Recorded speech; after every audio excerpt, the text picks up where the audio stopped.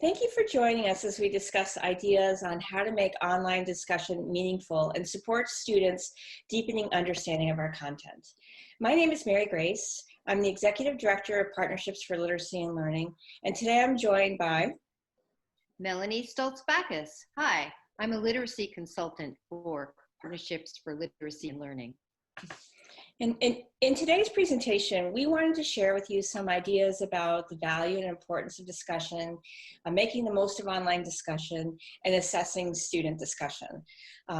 This really isn't meant to be a comprehensive review of the pedagogy of discussion, rather just an opportunity to think about how discussion occurs in a remote learning environment and some ways that we can support students deepening up understanding. But Melanie, maybe you could tell us why discussions matter. We know, especially given our current circumstances, that connecting with others is so critical for social and emotional well-being, along with our continued learning and growth as individuals. It is such a challenge, I think, to connect virtually. It's awkward and the tools don't always work. How could we foster those connections better? We need to be especially mindful of compassion. We have to accept that people are participating with dogs barking and kids playing in the background, and that many glitches come up. Another way to foster connections is to build discussion norms with our students and learners, and also to have a knowledge of the elements of good discussion. The elements listed here are from a synthesis of the research and detail the discussion practices that have the greatest effects on improving students' text comprehension. I'm looking through this list. I'm thinking about whether or not we would actually expect all of these elements in one discussion, or would it be more realistic to focus on 2 or 3, or maybe just 1? It's really true that the mantra less is more holds, especially when we are working with new forms of learning together. Yeah, for instance, I might want to use discussion to support some speaking and listening proficiencies and encourage students to use elicitation techniques, which also has the added benefit of working on promoting complex understanding. But my focus would be on that specific elicitation technique. Right. Just that one thing would provide a teacher with a way to see how students are progressing. As we think about those elements of a good discussion, we know of a few strategies that can be applied successfully to an online environment.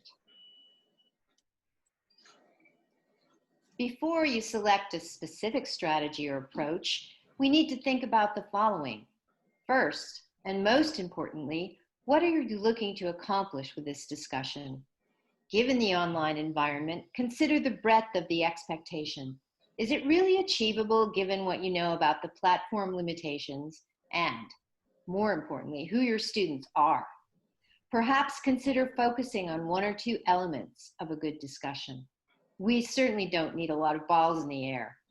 Keeping it simple creates clarity for students as well as for assessments. Identify that targeted learning with explicit expectations. I also think it's important to consider how students will be prepared for the discussion with prompts or tech tools or some kind of pre-reading or pre-assignment, maybe some partner work. What are the executive function skills and technical skills that students will need to engage in your discussion? And do they know the platform and associated options in the platform? What explicit instruction will they need to participate smoothly? Right. You need to consider the best way to meet your expectations. Is it in real time? Is it in online meetings? Is it in a prompt response approach using asynchronous tools? We'll go into that with more detail later. The first strategy we are presenting is the gallery walk. It can be a really fun and effective way of showcasing student work in progress. It can also be used as a follow-up to the tuning stage and become a celebration of final works or projects. Melanie, can this be used asynchronously as well as in a whole group meeting? Sure. There are a lot of apps and avenues for students to share work, such as TikTok or Instagram, with the added benefit that students are already using those tools and feel comfortable with them. Can you just explain to me a little bit of how this actually works? It's important to front load some criteria for the gallery walk. So the instructor needs to think about this. If it's an art project, does the work make a strong visual impact? Is that something you're going to ask students to look at? There are two roles in this protocol, a walker and an exhibitor. So if you have a regular class, you would have people taking turns as exhibitors and walkers. The exhibitor shares the product of the task or project with everyone who's a walker. If the criteria is clear ahead of time, the walkers can make specific observations about the project and give that feedback to the exhibitor. In an online setting, that could be done through text, comments on Instagram posts, or chat boxes in a Google Hangout or on Zoom. There are many options for responding to the work. The slide does provide a nice outline of the steps. Think of it as a round-robin approach, alternating between exhibitor and walkers. What I really think is nice about this strategy is it can be specific, and the instructor can ask for students to respond to work using other discussion strategies as well, like TQE, which is thoughts, questions, epiphanies. And also you may want to think about how the exhibitor his or herself responds to the reviews or feedback of the gallery walkers, whether that looks like a project revision or answering questions like, why did you choose to do what you did?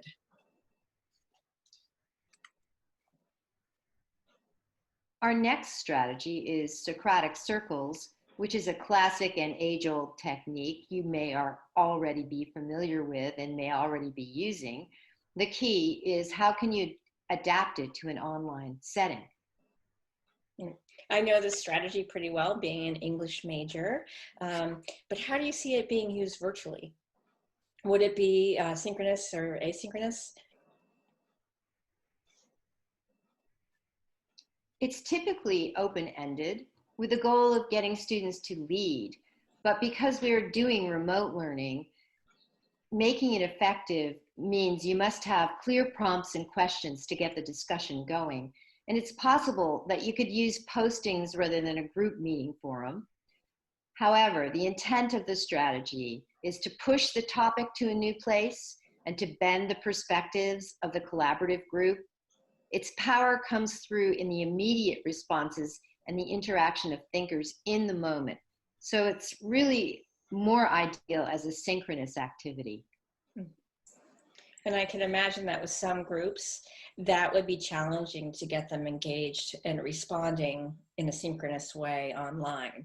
I think the moderator probably has to take a pretty critical role here. And it would probably mean more carefully scripted questions that were more substantive and provocative than just the in-person Socratic circles. It's just something to think about if you choose to use this strategy. This slide gives a concise list of the ground rules that make Socratic Circles successful. I see all of these rules as being especially important in an online discussion, particularly of how challenging it is to navigate who's talking on or talking over each other, and looking for ways to ask for clarifying questions. So what would you recommend for students and teachers to do to address those particular issues? One thing that comes to mind right away is that kids or learners of any age could be taught the 3 before me protocol. which means I speak, then I wait for 3 people to speak before I speak again. This kind of distributes the speakers around the room and can minimize a dominant voice. Another important way to show mutual respect, and also is a reminder not to interrupt, is to use the mute button while others are speaking. And also, you could choose to use the chat feature to ask a question or make a comment that you want to be in the parking lot, so to speak. These cues will help to smooth out the discussion. Again, that role of the moderator I see as being really critical to the success of a Socratic circle. A couple of things, paying attention to speakers and non-speakers, and watching the chat box so the ideas don't get lost and are allowed to be expanded upon, as well as being very understanding of the nature of the online discussion and how they can be a little clunky, like getting used to longer wait times or mechanics and clicking around, those types of things. Yes, you're right about all of that. It's really important to be patient and realize that the more you get used to the awkwardness of the online discussion format, that it will become easier and better. So the first try will be a test, and you can expect subsequent discussions to run more smoothly. The next strategy we're going to talk about is backchanneling. This is a way to allow for a completely silent discussion to occur during a larger discussion. We do it informally in almost every group interaction we have. You know, it could be in the form of a nudge or a whispered question to your table partner or eye contact. You know, formally it could be note passing or chat boxes or parking lot lists, those types of things. Isn't this counterintuitive though? Isn't this going to be disruptive to our main discussion? Well, I mean, it certainly can be, but you can use it as a learning tool to enhance discussion because, well, let's face it, backchanneling is happening anyway. Right. So let's use it to our advantage. Students right now are engaging in their class activities and tasks on their Chromebooks or tablets, but they're also connected with their classmates and friends on other devices almost simultaneously. Texting and FaceTiming during class time is not unheard of. So the idea of backchanneling is to get the students to use each other and their technology to process the information at their own pace. We can use backchannels as a silent rehearsal for participation as well. So if you were not interested in talking right now, you can write down on a backchannel something that you want to explore more deeply. Backchannels that are on task should count as much towards participation as active voice because it really is about speaking and listening. For instance, you may pose a question during a discussion and ask students to do a think, pair, share via a chat feature or text with a classmate, and then share out their thinking to the whole group. One great free tool for this is Padlet, which has been around for a long time, and you may already be using it. And you can also save the Padlet for later review or using it to springboard into new conversations and discussions. Okay, I get it. It's almost like a techie jigsaw where different parts of the group are taking things to sort of focus on and explain in greater detail. Exactly, and reporting out. This backchanneling does allow one other really critical thing to happen too. It allows for your silent participants to have voice in the discussion, and it allows for your thoughtful but maybe reluctant speakers an opportunity to contribute meaningfully. So we're going to move on to our last strategy, which isn't actually a strategy.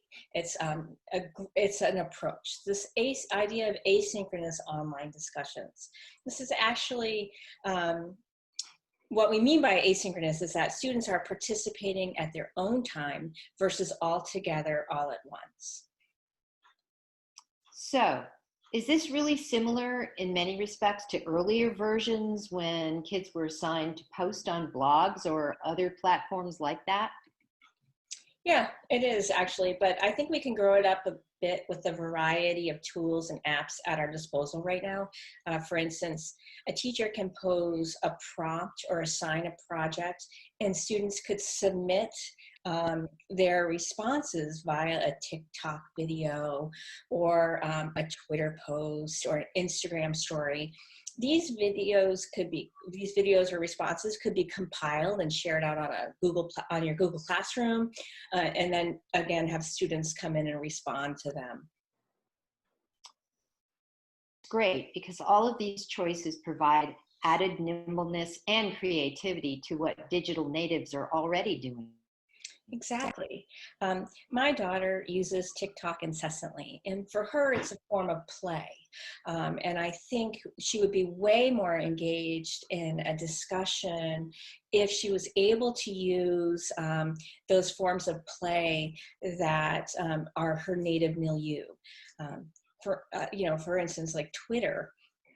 You can pose a question or a prompt or a provocative statement and have your students respond with short and powerful tweets. And I think that ability to tweet back to those at your own pace and at your own time is really important. The asynchronous approach extends the conversation over time and allows students to think deeper and more reflectively about their responses. Which is a great thing, considering some of the ways that Twitter might become a little bit troublesome. So I can imagine you would have to have some pretty clear rules and directions for its use. Yes, I think we all know what happens when Twitter is misused and used without rules.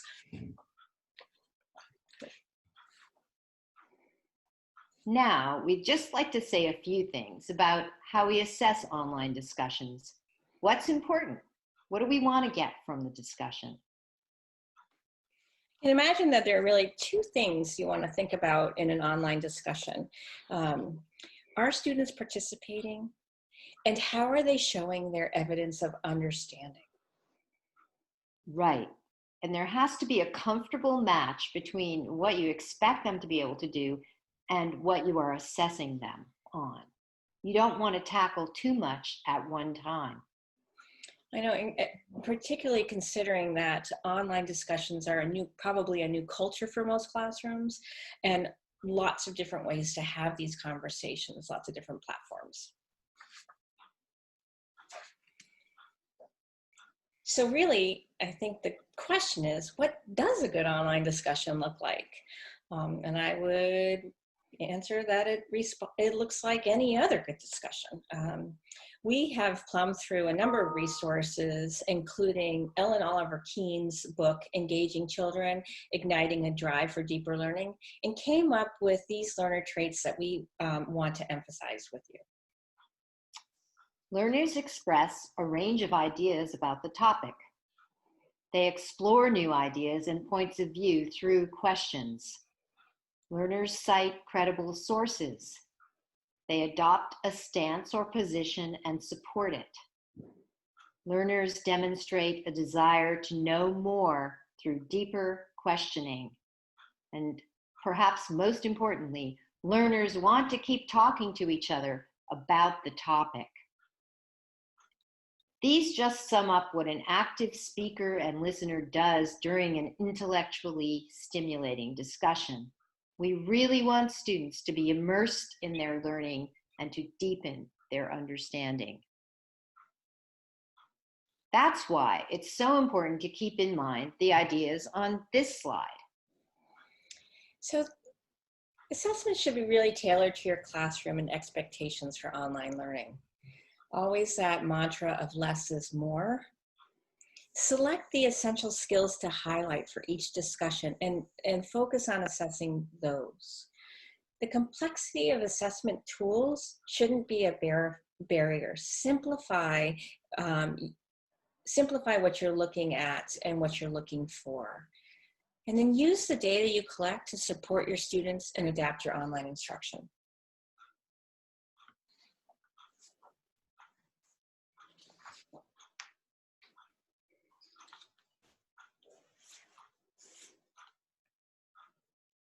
Are you there, Melanie?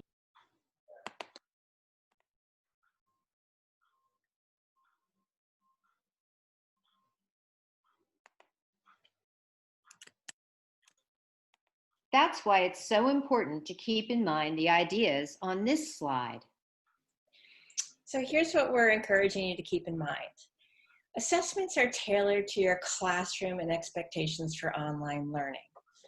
And that mantra of less is more is so critical. Think about selecting the essential skills to highlight for each discussion and assess those. Assessment tools. The complexity of them shouldn't be a barrier. And use the data you collect to support your students and to adapt your online instruction. So let's talk a little bit about what an assessment tool could look like. We will show you two different rubrics that have usefulness in language and structure and can be tailored to what you want to assess.